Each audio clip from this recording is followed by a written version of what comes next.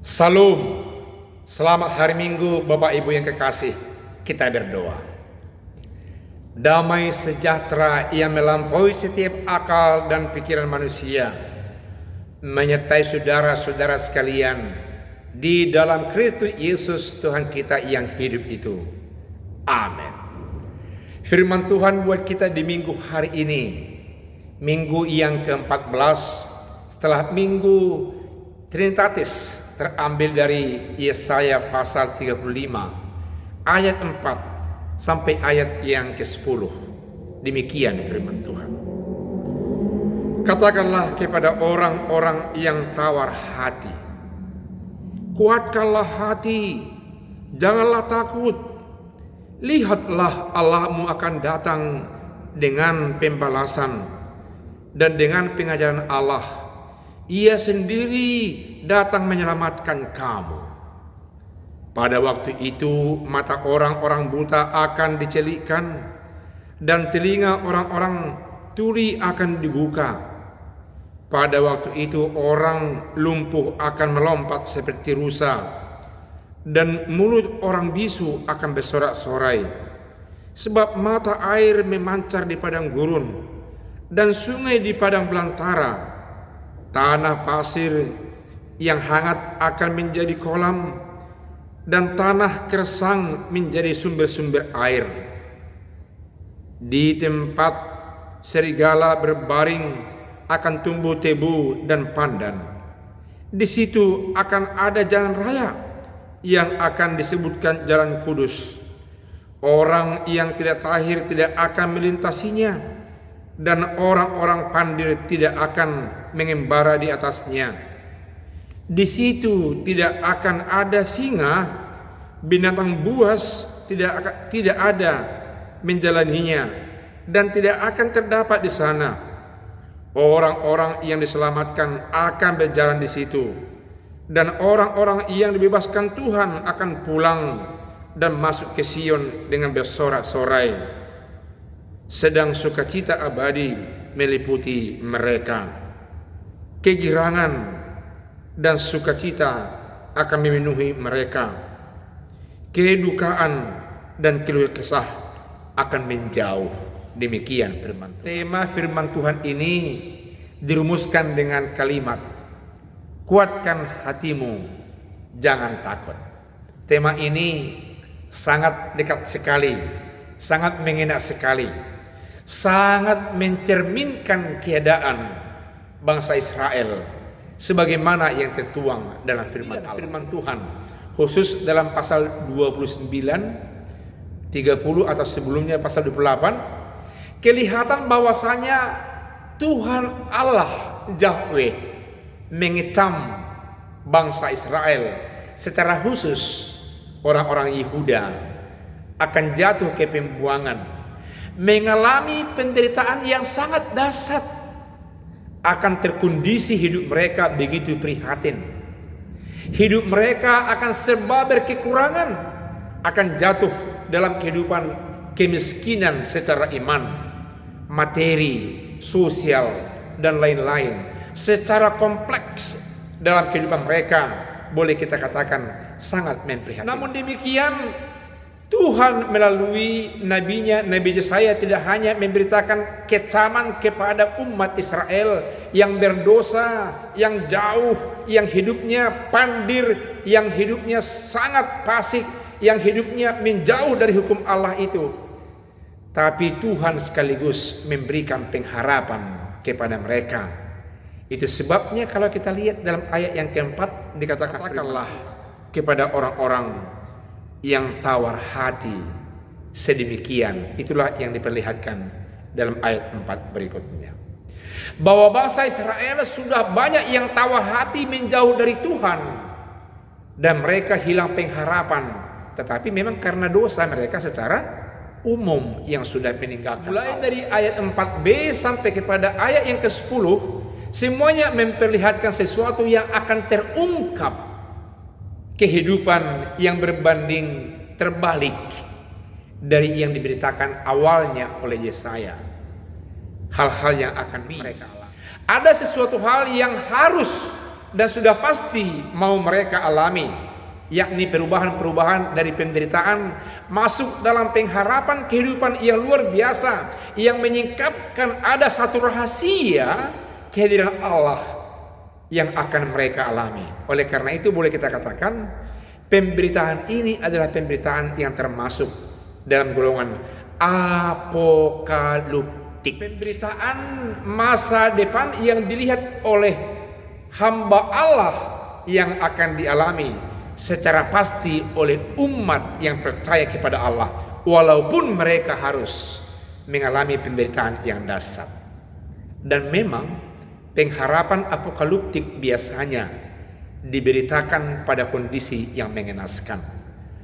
Apokaliptik atau sesuatu hal yang diungkapkan yang terkait dengan kehidupan yang penuh dengan sejahtera, yang penuh dengan rahmat Tuhan, yang penuh dengan perubahan-perubahan, justru diberitakan pada saat orang menderita yang luar biasa.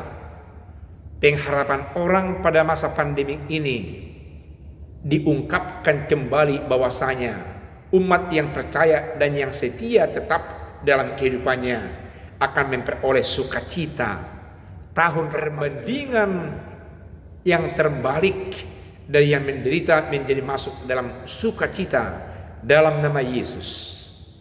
Dalam kehidupan orang-orang percaya dikatakan dalam bahasa Yunani en Christo, masuk dalam hidup Kristus, dan Kristus masuk dalam hidup kita dan akan membawa satu perasaan yang luar biasa, merasakan ada Allah yang setiap saat hidup menyertai, membanggakan kehidupan kita, walau bagaimanapun yang dirasakan secara fisik dalam kehidupan sehari-hari. Dan itulah kehidupan rohani yang mau dibangun, yang mau dicapai oleh setiap orang yang percaya dengan nama Yesus. Kalau kita melihat dalam ayat keempat, di sana jelas bentuk penghiburan kepada orang yang khawatir. Oleh karena itu katakan firman Tuhan, jangan takut, karena Tuhan akan datang. Tuhan sendiri akan langsung menjadi penyelamat di antara kamu. Makanya ada follow up-nya kalau kita melihat di dalam ayat-ayat berikutnya. Diperlihatkan dalam ayat 5 sampai ayat 6a, dikatakan pada waktu itu, pada waktu yang akan datang Tuhan yang membawa rahmatnya, yang disebut tahun rahmat Tuhan itu, dikatakan orang yang buta akan dicelikan matanya, orang yang tuli akan mendengarkan, orang yang bisu akan bisa berbicara, orang yang kakinya tadinya sudah begitu lumpuh total tapi bisa berjingkrak-jingkrak seperti anak rusa yang melompat-lompat, yang mencerminkan sukacita. Coba bayangkan, dalam kondisi yang dalam kecaman, mau dibuang, mau dihancurkan kehidupan bangsa Israel, tapi diberitakan, diungkapkan, diapokaliptiskan sesuatu hidup yang akan mereka gapai kelak. Oleh karena itu, sekalipun mereka harus mengalami tahapan yang menderita yang disebut dengan pembuangan di Babel, atau mungkin nanti di daerah Asyur dengan yang lain, itu akan menjadi terngiang di hati mereka sesuatu yang wajar dan pasti, dan mereka akan menganggap Allah ada bersama mereka di sana, sehingga walaupun harus menempuh penderitaan itu, tapi iman percaya mereka akan tetap makmur dalam kehidupan mereka. Berangkatlah, arungilah kehidupan, janganlah takut, kuatlah hatimu, jangan lemah.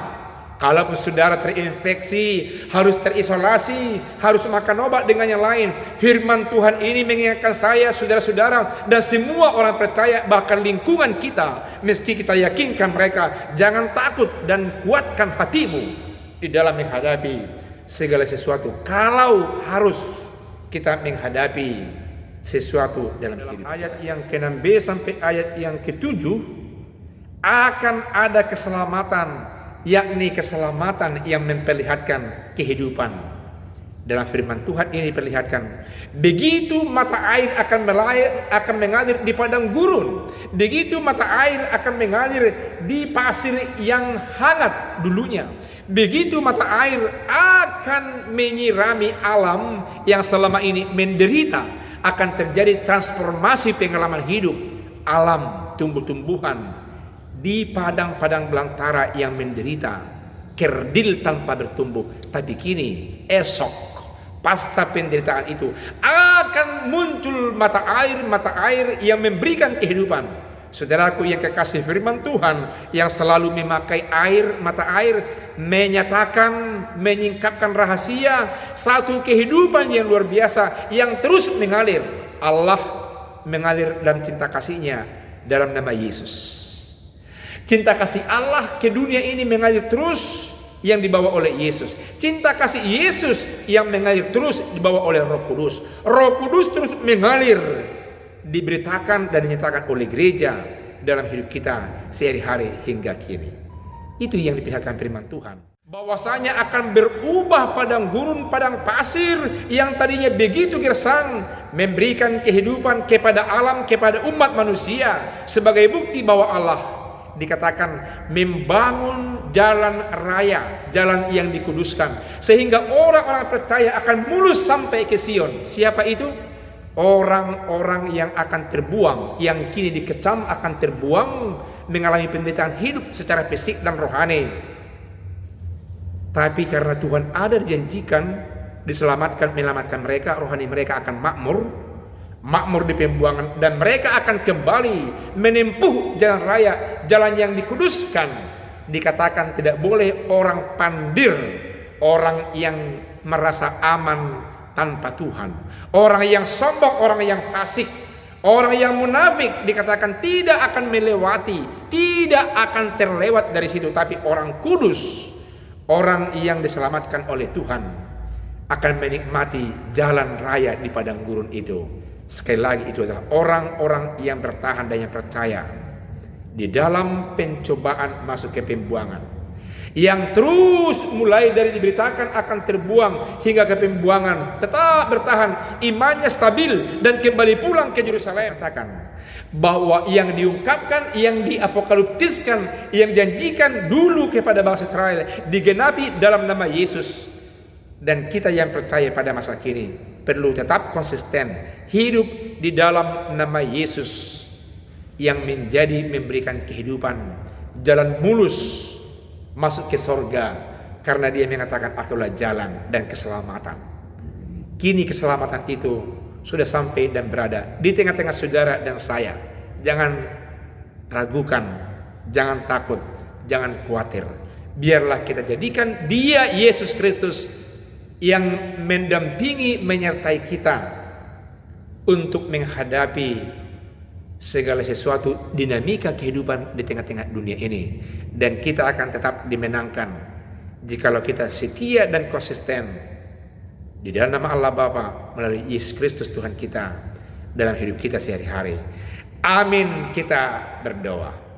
Terima kasih firman Tuhan yang menggugah iman percaya kami, agar kami tetap kuat dan setia, dan kami tetap kuat dan tidak takut, karena Tuhan dalam nama Yesus menyertai kami, akan memberikan kesembuhan atas firman Tuhan yang begitu indah dan kuat, membela rasa kami, membela iman kami, sehingga kami tetap akan hidup bersama-sama Allah dalam nama Yesus.